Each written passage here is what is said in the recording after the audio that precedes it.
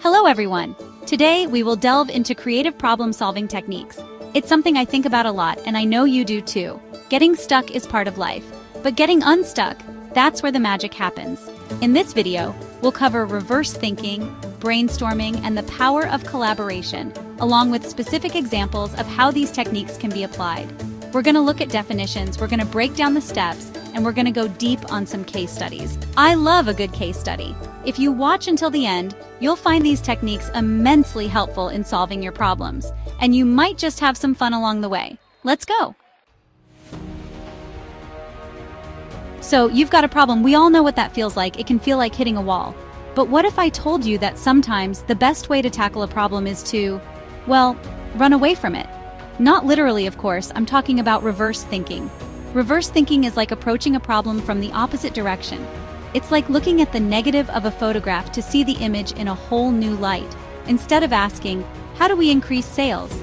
You ask, what if we stopped selling altogether? Now, I know that sounds crazy, right? But stick with me.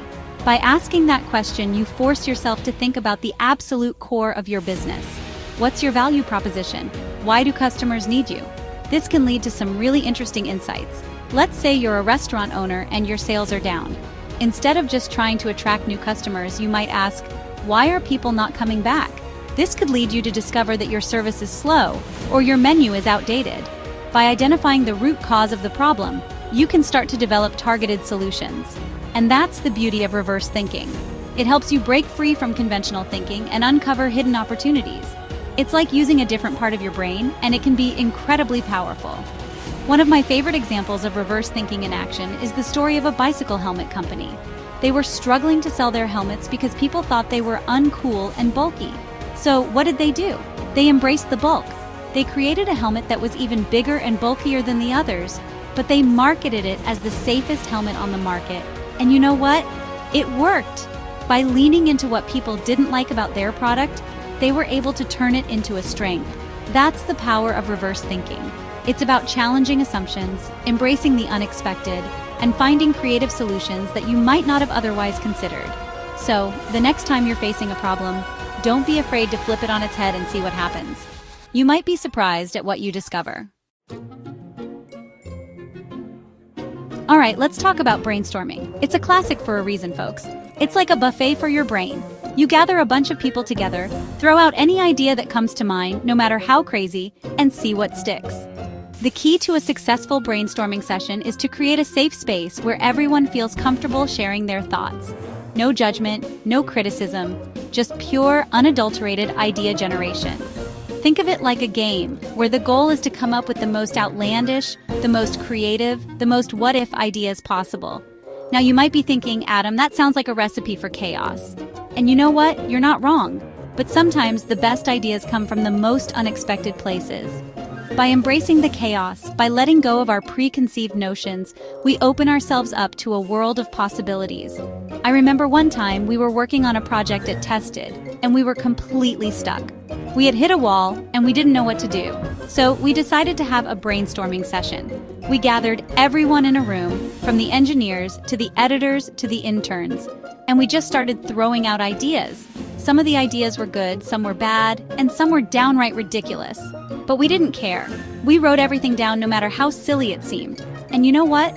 In the midst of all that chaos, we stumbled upon an idea that was so simple, so elegant, that we couldn't believe we hadn't thought of it before. That's the power of brainstorming. It's not about finding the right answer right away. It's about generating a lot of ideas, exploring different possibilities, and seeing where it takes you. It's about collaboration, creativity, and a little bit of controlled chaos. And the best part is, you don't need a fancy whiteboard or a team of experts to have a successful brainstorming session. You can do it anywhere, anytime, with anyone.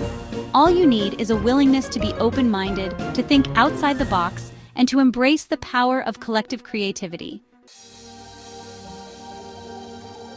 Okay, let's talk about the power of collaboration. Because let's face it, we're not meant to do everything alone. We're social creatures, hardwired to connect and create together. And when it comes to problem solving, 2 heads or 3 or 10 are always better than one.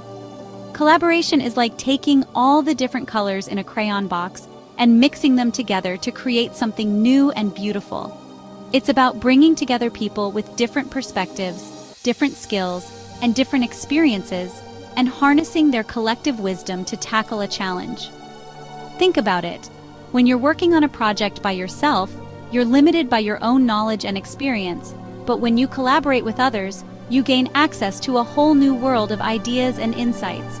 You get to see the problem from different angles, challenge your own assumptions, and come up with solutions that you never could have imagined on your own.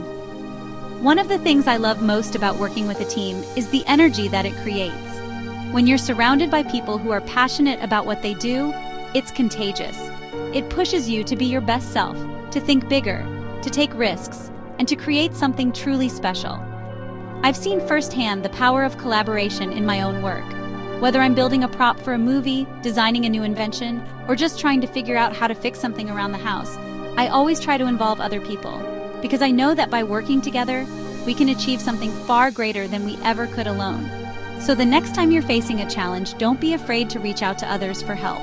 Talk to your friends, your colleagues, your family, even strangers online. Share your ideas, ask for feedback, and be open to different perspectives. You might be surprised at the incredible things you can accomplish when you work together. The reverse thinking technique, brainstorming, and the power of collaboration can elevate your problem-solving skills. These techniques aren't just tools, they're invitations to think differently, to embrace the unexpected, and to unlock your creative potential. Don't forget to subscribe and hit the like button for more expert knowledge and useful tips. And be sure to share this video with your friends, your colleagues, your family, anyone who you think could benefit from a little creative problem-solving boost. Wishing you all the best on your creative problem-solving journey. Thank you for watching.